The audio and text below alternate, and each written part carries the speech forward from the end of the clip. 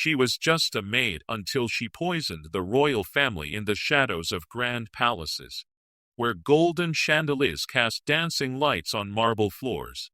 The most dangerous threats often come from those we least suspect. This is the story of Maria Santos, a woman whose name would become synonymous with one of history's most shocking betrayals. The year was 1889. The kingdom of Valdoria was celebrating its golden age. King Ferdinand III ruled with wisdom and compassion, beloved by his people. Queen Isabella was known for her charitable works, and their three children, Prince Carlos, Princess Elena, and young Prince Miguel, were the pride of the nation. But in the servant quarters of the royal palace, a different story was unfolding.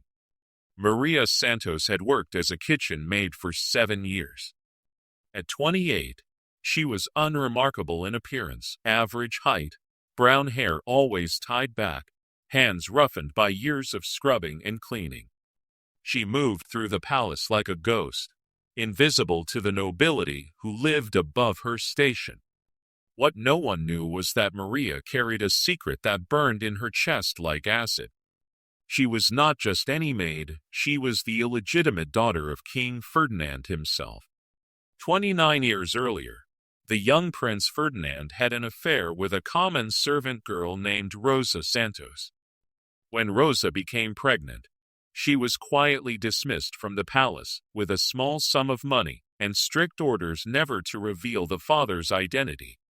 Rosa died when Maria was 10, but not before telling her daughter the truth about her royal bloodline. For years, Maria had watched from the shadows as her half-siblings lived in luxury while she scrubbed their floors and served their meals.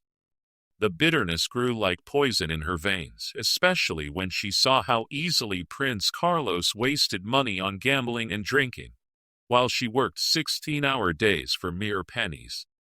The breaking point came on a cold February morning in 1889. Maria had just finished serving breakfast to the royal family when she overheard King Ferdinand discussing his will with his advisor. Prince Carlos, despite his flaws, would inherit everything. Princess Elena would receive a substantial dowry. Even young Miguel was promised vast estates when he came of age. Maria realized she would never be acknowledged, never be recognized, never receive what she believed was rightfully hers. That night, as she lay on her thin mattress in the servants' quarters, she made a decision that would change history forever.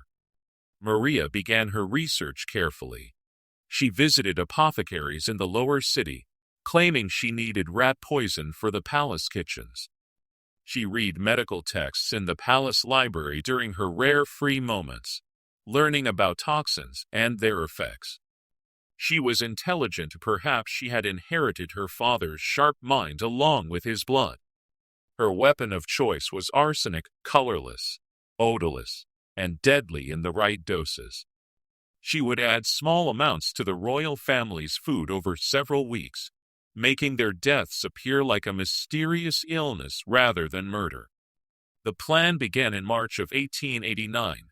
Maria had access to the royal kitchen and knew the family's eating habits perfectly.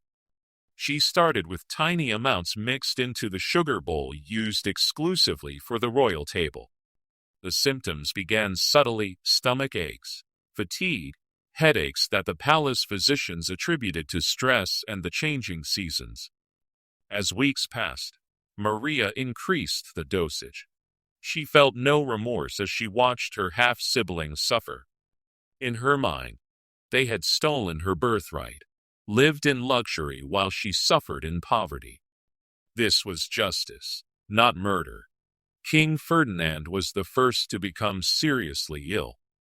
The robust man who once hunted wild boar began losing weight rapidly. His hair started falling out, and his skin took on a grayish pallor.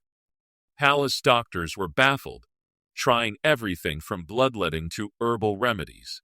Queen Isabella's condition deteriorated next. The once beautiful woman became gaunt and weak, barely able to leave her bed. Prince Carlos, despite his youth, began suffering from severe abdominal pain and vomiting. Even little Miguel, only 8 years old, showed signs of the mysterious illness. The palace became a house of death. Priests were called to pray for the royal family. The kingdom held vigils, and neighboring countries offered their best physicians. But nothing worked because no one suspected the quiet maid who continued to serve poisoned meals with steady hands. Maria's downfall came through her own impatience. By May, she had grown frustrated with the slow pace of the poisoning. She increased the dosage significantly, and Prince Carlos died within hours after dinner on May 15. The sudden death after months of gradual illness finally raised suspicions. The royal food taster, a position that had become ceremonial rather than practical, was immediately reinstated. When he fell violently ill after testing the evening meal, the palace erupted into chaos. Someone was poisoning the royal family. The investigation was swift and thorough. All servants were questioned, and their backgrounds checked. Maria's nervous behavior caught the attention of the royal guard captain. When they searched her small room, they found the arsenic hidden inside a prayer book, a cruel irony that wasn't lost on anyone. Under interrogation, Maria's composure finally cracked. She confessed everything: her parentage, her years of resentment, her careful planning, and her cold execution of the murders. She showed no remorse, only fury that she had been caught before finishing her work. The trial of Maria Santos became the most sensational court case of the 19th century. Newspapers across Europe covered every detail. The revelation that she was King Ferdinand's illegitimate daughter added another layer of scandal to an already shocking story. Maria was sentenced to death, but not before she gave a final speech that chilled everyone who heard it. She declared that she regretted only one thing: not killing them all faster. She felt no guilt for the deaths of her half-brother or the suffering of her family. In her mind, she was the wronged party, the true victim of circumstance. On August 3, 1889, Maria Santos was executed by guillotine in the palace courtyard. King Ferdinand, still recovering from the poisoning, watched from his window. Queen Isabella had died 2 days earlier from the accumulated effects of months of arsenic consumption. Young Miguel survived but was left permanently weakened. The kingdom of Valdoria never fully recovered from the scandal. The surviving royals became paranoid and reclusive. The palace, once a symbol of joy and prosperity, became a fortress where every meal was tested and every servant viewed with suspicion. Maria Santos had achieved her revenge, but at a cost that destroyed not just her targets, but the very institution she had wanted to be part of.